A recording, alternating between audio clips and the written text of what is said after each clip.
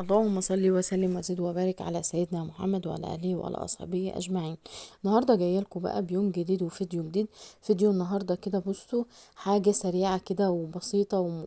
بصوا عشان الشتا كده بقى وبتدفي بقى وحاجه سهله ما اقولكوش. يلا بقى نبدا الفيديو بتاعنا كده. معانا معانا 2 باكت كده من الكريم كراميل، ومعانا 2 كيلو كده من الحليب زي ما انتوا شايفين كده غاليينه.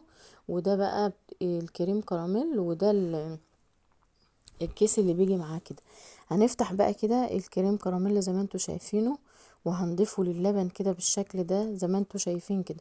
لو وصلتوا بقى معايا لغاية كده ما تنسوش الاشتراك واللايك والكومنت الجميل اللي بيسعدني منكم، عشان كل ما انزل فيديو تتفرجوا عليه. كده هننزل بقى بالكيس التاني زي ما انتوا شايفين اهو. يبقى كده نزلنا بقى بال2 باكت من الكريم كراميل، وهنقلبهم بقى بالشكل ده كده اهو زي ما انتوا شايفين. بعد ما ننزل بال2 باكت هنقعد نقلب كده اهو بالشكل ده كده زي ما انتوا شايفين.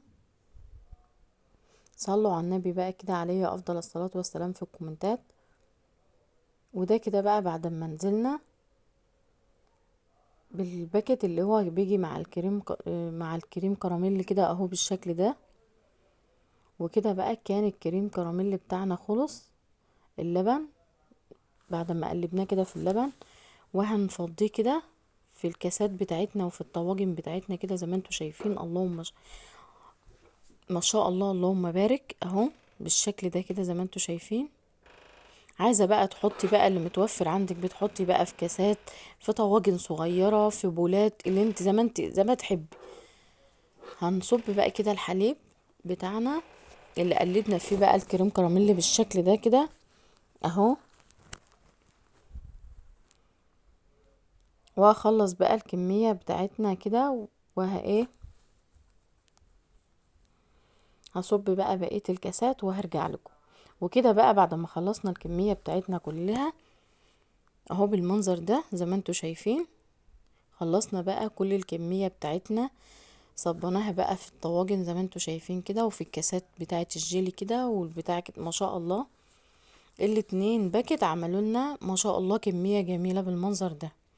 وده كده بعد شوية، بعد كده 5 دقايق بعد ما سيبناهم يبردوا اهو عشان يتماسك ويبقى حلو. شايفين كده بعد ما مسك اهو بالمنظر ده بقى ما شاء الله تحفة. جربوه بصراحة، هي جميل جدا اهو. مسك كده خالص بالشكل ده كده شايفينه. حالة بقى كده سهل وسريع وبسيط وجميل وما اقولكوش صراحة والله وهم. كده جبنا الطبق بتاعنا كده، وهنقلب بقى الكاسة بتاعتنا زي ما انتوا شايفين كده اهو بقى بالشكل الخطير ده. شايفين اللهم بارك ما شاء الله. شفتوا الشكل ده بعد 5 دقايق، ما خدش وقت خالص، ما بياخدش اي وقت. والشكل بصوا تحفة. شايفين الشكل كريم كراميل ده ولا مش كريم كراميل؟ تحفة. بدل اللي بالشارع من بره بصراحة، في البيت بيتعمل نظيف كده وجميل، وهو اصلا ما بياخدش معانا اي وقت ولا اي مجهود خالص.